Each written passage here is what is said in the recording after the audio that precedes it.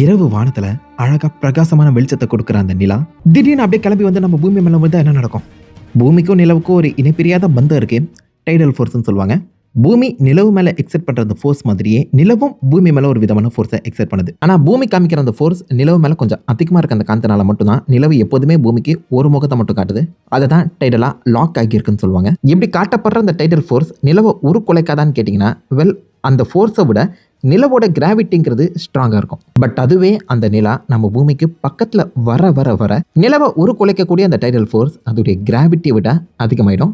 ஒரு கட்டத்துக்கு மேலே டைடல் ஃபோர்ஸ் மொத்தமாகவே கிராவிட்டியை ஓவர்டேக் பண்ணி நிலவை சுக்கு நூறாக நூறிக்கிடும்.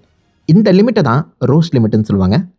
எட்வர்ட் ராஷுங்கிற ஒருத்தர் 1848 அதை கான் பண்ணார். ஸோ அதன்படி நம்ம பூமியோட அந்த ராஷ் லிமிட்டுக்குள்ளே நிலவு வந்துச்சுன்னா, வெல், அது டைரெக்டாக பூமி மேலேருந்து மோத்துறதுக்கு முன்னாடியே சில்லா பார்ட் பை பார்ட்டாக உடஞ்சி செதறிடும். உடஞ்சி செதறின அந்த பகுதிகள் நம்ம பூமியை சுற்றி ஒரு வளையத்தை உருவாக்கும். சிம்பிளாக சனி கிரகத்தை போல் நம்ம பூமியை சுற்றியும் ரிங் உருவாக்கிடும்.